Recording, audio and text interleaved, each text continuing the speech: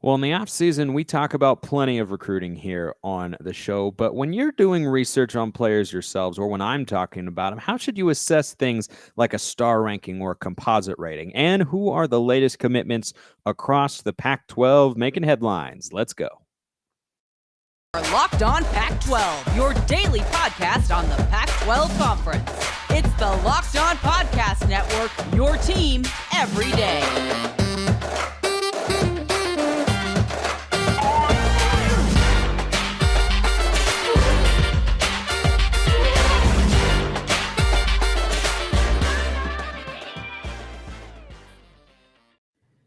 Welcome, everybody, to another episode of Locked On Pac-12. I'm your host, Spencer McLaughlin, D1 play-by-play broadcaster. Thanks for making this your first listen or your first view of the day. Part of the Locked On Podcast Network, your number one source to stay up to date with the Conference of Champions. Thank you for liking, commenting, and subscribing wherever you're listening to or watching this show, which is brought to you by Rock Auto. Amazing selection, reliably low prices, all the parts your car will ever need. Visit rockauto.com.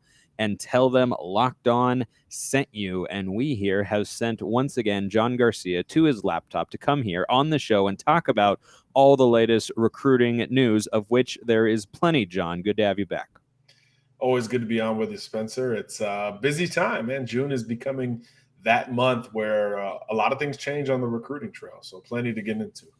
Yeah, I feel like a couple of years ago, June was almost completely dead as far as college football news go. In a show like this, we might be looking at some other topics with regards to the upcoming season, maybe looking at past seasons or, putting out some lists, all-time greats, all that sort of stuff. But not anymore. It's a new world of recruiting, and it's 24/7, 365. But I want to start today by asking you a question, which, frankly, I'd like to have answered myself, but I'm sure plenty of people out there would as well. When we talk about recruits and we talk about prospects, and we'll get to several today, one from Utah, one from Oregon State, one from Colorado, a couple that have verbally committed to Arizona. Those are the schools they're going to, not the states they're necessarily from. But when you look at these guys, you see on, places like 24/7 or Rivals, you see, 3-star, 4-star, 5-star. And then like on 24/7, you see a composite rating. I want to start with that composite rating that you look at. That number, which gives you a good idea of what to expect from a high school kid as it might translate to the Division I level and maybe beyond. How does that number get generated? So basically everybody does their own rankings, right? So 24/7, Rivals, ESPN, and now On3, which is very similar. So you rank 1,000 kids, let's say, in the class of 2023. So everyone has an overall ranking and then a positional ranking. Well, that overall ranking is independent of the positioning. So the composite is basically, make a long story short, it's an average. It is an average of those four major outlets ranking a certain prospect nationally. So it's kind of almost a built-in system of checks and balances. This is what the industry thinks of this prospect relative to this is what On3 thinks of this prospect in particular. So that's what it's supposed to be. It's an algorithm. There's a lot of tech involved, and there's decimal points that get thrown into it that is a little bit beyond my comprehension. But that's the goal, to try to project up to the NFL draft using all four outlets as opposed to the individual rankings of one outlet. It's kind of the group effort, if you will. And is it, based on physical skill set, production, film, like where does the information come from? Is it from, people who are on the ground? You see these scouting reports on guys all the time. He's got a big frame, he runs well, might need to do this a little bit better. Is that playing into it as well? 100%. I think, I can't speak for all those outlets. I've worked for two of the four. It's supposed to be about Friday nights. It's supposed to be about true football. But as you start to evaluate an athlete, you start to pull other data points as well, right? Other sports that play a factor. Certainly track and field is one that is always correlating. Basketball, wrestling, even baseball and lacrosse or hockey we've been talking about lately as secondary sports for some of these guys. So you can pull athletic traits from some of those evaluations. And then you can pull them from, combines and camps, a lot of stuff that's going on this time of year where it's fake football, but it still gives us a sample, right? If you run well on Friday nights, you probably run well in 7-on-7. So you can get a little bit of a sense of what the prospect can look like. But yeah, it's supposed to be a true current and projected evaluation towards the next level. And that's where it gets tricky, right? Because certain outlets project for college, certain outlets project for the NFL, and certain outlets project for the NFL draft, which is kind of an in-between. So it depends on how you want to look at it. So, a great example to use is like a Tim Tebow, right? A consensus big-time college quarterback. Everybody saw it coming. 5 stars, top 10 player, whatever he was coming out of high school relative to college. But if you're projecting for the NFL, maybe you don't rank him as high, and he becomes a guy who you chop down a little bit because you don't necessarily see that type of player on Sunday. So it just depends on the outlet for their individual ranking. But again, the composite blends all of them together. Well, let's get into some of the guys who get these rankings in the Pac-12. And we'll start with, some of the latest names, beginning with Utah. They've got a verbal commitment recently from a guy by the name of Dijon Stanley, who's listed as an athlete in the class of 2023, verbally commits to the Utes over BYU. So a little offseason recruiting rivalry win there for Utah and Colorado. Colorado State, Michigan also in the mix. So pretty solid list of schools for him. Just a 3-star guy listed as an athlete. What sort of player is he, and what position does he project as in the college ranks? Well, this is just an explosive athlete, no matter where he lines up. I think offense makes the most sense here. He's certainly most comfortable at running back relative to where he plays in high school, but he's tall, right? 6'1", 180 or so. You could certainly think about projecting that out to the wide receiver position down the line, but either way, Stanley's one of the fastest guys to recently commit in this class of 2023. 10.7 in the 100 is a great time and certainly head turning, but his 400-meter time chokeholded me the other day when I was looking at it. I mean, he's clocking 46s in the 400-meter dash. For reference, Olympic gold, you're in the 43 range. So, this is a true fast, explosive prospect, and the 400 meters tells you there's long speed there. It's sustainable speed. It's not just acceleration or explosiveness. It can be maintained at a high level. So that certainly makes me think more of a wide receiver prospect. But again, he's most comfortable and has the most experience at running back right now. A kid who's got good vision, good instincts. And then obviously, when he sees an open space, he can go 80 yards in the blink of an eye. So he's kind of the home run, change of pace style of running back if he stays there, but certainly has the frame and the explosiveness to build towards another position, whether it's wide receiver or maybe somewhere in the secondary. But either way, you're getting the ball in his hands at the next level. Maybe he's a returner first as he assimilates towards one of those other positions, but you got to utilize that blurring speed that he does possess. Well, Utah's got a returning slot available, so to speak. Now we'll see who takes the reins in 2022, but no more Britton Covey. There's, suddenly a hole there in the minds and I'm sure in the hearts of Utes fans as well to not have him back there as he's been doing for the past 18 years with Utah football and whatnot. But the other thing, looking at a guy like Stanley in the context of Utah's offense, which, is very pro style. They run plenty of under center. They'll go in the gun, but they like to pound the rock at you. Big physical offensive line. Tavion Thomas, pretty bruising back. This isn't a very typical Utah running back, but when I think about, the offensive scheme that they run, I see him as kind of a fly sweep receiver guy who you're going to, use as a decoy sometimes, but then occasionally you give it to him. You want to give him the ball in screen pass situations. You want to get him the ball in open space any way you can, whether that's in the running game or in the passing game. I think that's something that Utah is able to do, even though it's not a typical, Utah offense sort of player. I think typically you see a guy like this and you think of a more, spread offense where you have where you have those hybrid players who are lining up in the slot and come and get carries, who are taking jet sweeps, or who can, line up in the running back from time to time. But yeah, that 400-meter dash time, he gets in open space. You're going to really, really struggle to run him down. You'll also struggle to find a better source for all your betting than Bet Online, your number one source for all your betting stats and sports info. You can find all the latest sports developments, news, and odds, including this year's basketball championship matchup, NHL hockey conference finals, Major League Baseball, Go Mariners, and of course, all the latest fighting news from MMA and UFC to boxing and more. It's your continued source for all your sports wagering information. Head to the website today or use your mobile device to learn more about the trends in action. Bet online, where the game starts.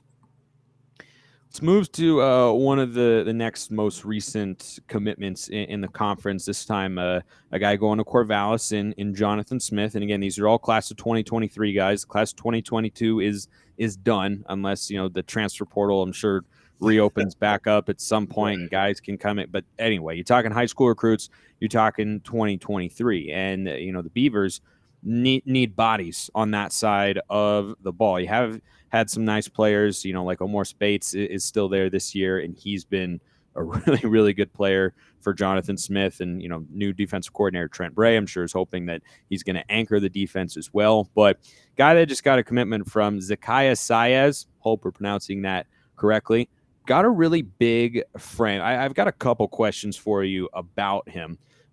Just right off the top, where do you think he fits in? He's an edge prospect, kind of stand-up defensive end, outside linebacker sort of guy. How do you think he projects as a 3-star recruit? Not a super high rating, but pretty solid. How do you think he projects as a player in the Pac-12 on the defensive side? Well, I think you said it. The frame is there, and you could kind of create an evaluation based on that one of two ways, right? He remains relatively long and lean and is primarily an edge, stand-up, pass rush first kind of prospect, or he bulks up on that frame and adds weight to that frame and becomes a guy who you could kind of interchange between stand up and hand in the dirt defensive end, who could set the edge in addition to getting after the quarterback to a degree. He's at a great program right now at St. Thomas Aquinas down in Fort Lauderdale, Florida, where, his position coach last year was Jason Taylor. So, this is a kid who's getting coached up at a relatively high level in the state of Florida. So, technically, he's going to be sound within his responsibility, but you do see some athleticism when he does rush the passer. I was at a spring practice of theirs a couple weeks back, and you could see the frame, most importantly, really stick out. And they've got big offensive linemen there at STA, but he was able to create pressure on those guys relatively quickly. But you also just kind of wondered, right? Like, can he add weight and be an interior guy down the line? Because I think as defensive line philosophy continues to shift, you've got these smaller, twitchier guys on the outside, and he's maybe not the twitchiest, but he's much bigger than that conventional twitchy player. So I do think he could work to improve his bulk and his frame and play inside down the line. So it could go either way, in my opinion. He's going to move up the rotation at St. Thomas, get a lot more run as a senior this year. So you also wonder, from a recruiting perspective, committed to Oregon State, but what happens going forward if he blows up and has a great senior season? Could someone else come in and maybe challenge the Beavers for this commitment? That could be something to keep an eye on down the line. But right now, nice high profile get relative to the school and the region of the country. Not something we see a lot, from many Pac-12 schools, and certainly OSU is one of them. Yeah, that was kind of part of my next question is, what does it mean that Oregon State was able to go down to Florida and get a guy? You look at the schools, the other ones that were after him: Wake Forest, Syracuse, Pittsburgh, Mississippi State, Maryland, Louisville, Iowa State, Georgia Tech, FSU, that being Florida State, FAU, Coastal Carolina, and Charlotte. So there are some solid programs in there, but they're all, kind of based on that part of the country. And Oregon State swoops in and is able to, at least, for the time being, get this sort of verbal commitment. But the other question I want to ask is 6'4", 230 pounds. That's a pretty elite frame. He doesn't have super high composite rating. Maybe his, production needs to take a step forward and such, but what separates a guy like that from, being a more highly sought after recruit with big time schools across the country versus, just having solid programs going after him?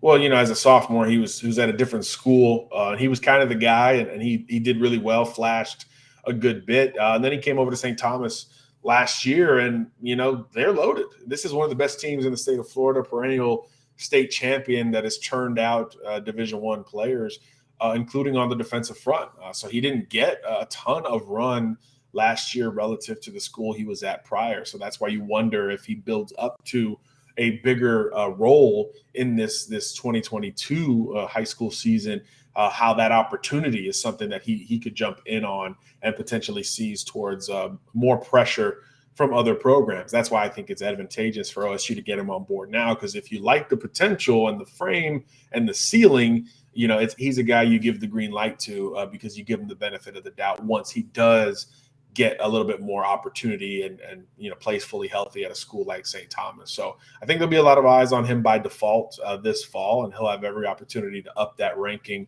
once he's just simply seen more, which is, I think, kind of the biggest thing against him, even though he's at such a high-profile school. Next name that pops up on the Pac-12 recruiting radar when you're talking about recent verbal commitments, and we're talking with John Garcia Jr., the director of recruiting for Sports Illustrated, is Carson Mott out of Simi Valley. He's going to Colorado, an even bigger frame than Saez has, 6'5", 240 pounds. I mean, those are some elite attributes there. And Carl Durrell, coming from the defensive side of the ball, that's the sort of player that he wants to have. And, when Colorado has had their small handful of good seasons over the years in the last couple of decades, it's usually been on the foundation of a pretty solid defense. And I think that's just kind of part of, certainly what they are now with a coach that's coming from the defensive side of the ball. But again, I just wonder, 6'5", 240 in the list of schools after him, very West Coast based. You got Utah State, Washington State, UNLV, San Jose State, San Diego State, Princeton, all the way on the East Coast, Nevada, Fresno State, and then Cal. And he ultimately lands on Colorado with his verbal commitment for the time being. So is this somebody who Colorado a year from now, we might be saying, yeah, remember when they had that guy's commitment? That was a fun time. I don't think so. I mean, I think this is a kid who's been recruited for some time, as you mentioned. Pac-12 Mountain West heavy offer list. Obviously, look, if USC or somebody like that jumps in, you never know. But right now, as things currently stand, I think this is a really nice long-term get for the Buffs. As you mentioned, 6'5", great frame. A lot more production than some others that we'll talk about today. And he does it inside out kind of already. He's already working with his hand in the dirt, which is, I think, where he's going to end up at the next level. He's got a high motor, good at the point of contact as well, kind of a balanced pass rusher as I see it, a guy who can work underneath and pursue ball carriers just as well as he could rush the passer and beat bigger blockers with speed. So really like this get. I think this is a safe, balanced get. Maybe he does increase his profile and gets that, that dream offer from someone else, but don't underestimate what Colorado's been able to do. They've made a living in California. It seems like they're dipping back into Texas. They're really stretching that Buff brand, and they've got, one of the bigger commitment groups in the entire country at this point. I know last week they had the biggest class in the Pac-12. So things are trending up for Colorado. They're recruiting at a higher clip at regions and states that they need to remain heavily involved with, California, Texas, et cetera. Yeah, Colorado had the most verbal commits in the class of 2023, but one school has overtaken them. We'll tell you which school that is, but first we remind you that this episode is brought to you by Rock Auto. With the ever-increasing numbers of makes and models, it's impossible for your local chain auto parts store to stock all the parts you could need. Save time and money when using Rock Auto, a family business serving do-it-yourselfers for over 20 years. You might want to know a little bit more about cars than I do per se, but if you are that sort of person, this is the company for you. Their prices are reliably low for every customer, and they've got everything you can need: brake parts, tail lamps, motor oil, even new carpet. They've got it all. Go to rockauto.com right now. See all the parts available for your car or truck. Right, Locked On in their How Did You Hear About Us box so they know we sent you. Amazing selection, reliably low prices, all the parts your car will ever need. rockauto.com. So Arizona football continues to be a bit of a marvel on the recruiting trail from the standpoint that you couldn't have been that much worse in 2021 from a record standpoint. They celebrated their lone win, a 10-3 barn burner against Cal, like it was the Super Bowl down there. A friend of mine who went to U of A was in Tucson for the game. He said there were massive parties and everyone was going nuts, and it was an exciting time because he had snapped what was, I believe, a 20-game losing streak as a program. And so now they have overtaken Colorado for the most verbal commitments in the class of 2023. Will that last a year from now? time will tell, but it's not nothing that at this point Arizona's gotten 14 verbal commits, and are all 14 going to stay committed to the Wildcats long term? Maybe, maybe not, but you got to imagine at least 11 of them will, and it'll probably be 12 or 13. And a couple of them that have committed as of late, Arian Parrish and Carter Stoutmeyer, both guys on the defensive side on the ball. So let's start with Parrish. What could Arizona and new defensive coordinator Johnny Nansen be getting there? Oh man, this is an instinctive, aggressive defensive back, a guy who could play nickel, probably play outside if you need be there as well. Coming out of the state of Texas, a guy who again just really attacks the football at a high level, takes chances. If you're a fan of the NFL, think of a Janoris Jenkins kind of player who, yeah, you might get beat every now and then, but he's going to be in the mix for turnovers and getting his hands on the football, which is really becoming what it's about at the end of the day. You know, yardage and first downs just don't mean as much as they used to from a defensive perspective. It's about minimizing points and turning the football over. And I think this is the type of player that helps you do that with that aggressive style. And he runs well as well from what we can tell on tape. Obviously plays, a high level of competition. And if there's a state that you want to dip into more if you're Arizona, you're always going to recruit California really well. The in-state crop is good, even though there's 0 commits from Arizona at this point. You want to go east. You want to go towards Texas and start to become more of a player for some of those prospects. And I think, they've been hosting a lot of Texans on campus, and they started to get a few to make some decisions towards U of A. So I really like this get.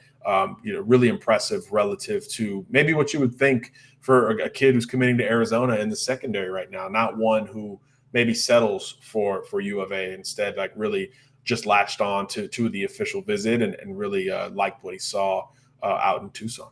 Yeah, and it's not a small list of teams that have offered him and were after this verbal commitment. Among them, I mean, there are other programs who I'd say Arizona's, kind of on par, maybe above in terms of, their status as a program, or kind of their pedigree is the word that I was searching for there. But USC was in the mix here. Wisconsin was in the mix here. Houston was in the mix. I mean, those are that's not nobody that you're beating out for these sorts of recruits. And speaking of the secondary and recruiting that side of the ball, they got another DB from Texas, and they must really like the defensive backs coming out of the Lone Star State here.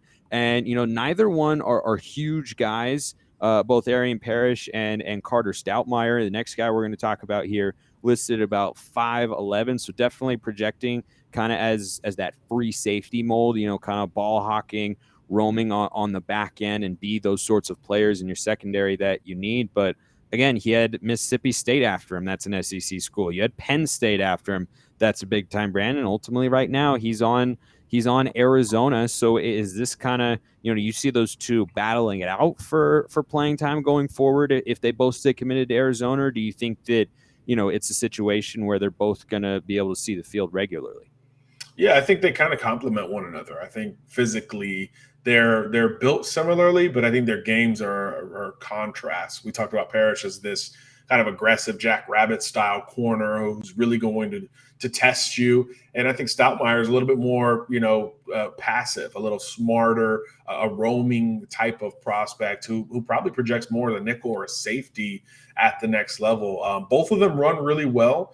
So you could see it almost interchangeably from a positional perspective, but from a stylistic perspective, I think Stoutmeyer is a little bit more angular, a guy who's more focused on cutting guys off as opposed to blowing them up and trying to create a turnover. So you need a little bit of each of those things when you're talking about building a secondary. I think Stoutmeyer, he's got some NFL bloodlines. He looks like a good communicator, a guy who's going to stay within his responsibility, but still can absolutely turn and find the football and make a play on it. I just really like kind of the responsibility that he shows on tape, a guy who can execute zone and man turns really, really well, and again, stay in line in the hip pocket of his assignment as opposed to drifting off course a little bit. So there's a yin and yang to these two guys in terms of their style. Both play great competition in the state of Texas, as we've talked about. Parrish from Katy and Stoutmeyer from Plano in the Dallas area. So, yeah, these are great prospects. Like you said, the offer lists speak for themselves. And you start to look at this Arizona class, which was a top 25 class last year, and you start to say, man, can they maybe pull this thing off again? I'm not sure that they have the elite targets in that range to do so, but the volume is certainly getting there for U of A. I'm not sure how many programs have more verbal commitments. I think Notre Dame does off the top of my head, and maybe Texas Tech as well. But there's not a lot that I can think of off the top of my head that have more than 14 on board. Northwestern's close to that number as well. So it's a small group of programs that are really taking advantage of spring visits and now these June official visits, which are, a little bit contradictory to what we've seen on the recruiting trail. Usually it gets picked up a little bit more towards the season itself, and then certainly in the winter months. But a lot of these programs that aren't your marquee blue blood schools are taking advantage, outside of Notre Dame, obviously. The others, are taking advantage of the new calendar and trying to get big time targets on campus earlier than they normally would. Yeah, and of the 14 verbal commits Arizona's got right now in the class of 2023, which at the moment sits at 32nd nationally, which is a pretty good place to be at this point in the cycle. The headline recruit at the moment is Braden Dorman, 4-star quarterback out of Colorado Springs. But Stoutmeyer and Parrish, these two guys we're talking about, are two of the 5 highest rated recruits that they've got committed for next year's class right now, and all stuff that we will continue to follow for Arizona and the rest of the conference here on Locked On Pac-12 with John Garcia Jr., the director of recruiting for Sports Illustrated. Appreciate the insight and analysis as always, John. Always a pleasure, Spencer. Take care, boss. Thanks, everybody, for listening. I will see you next time, and have a wonderful rest of your day.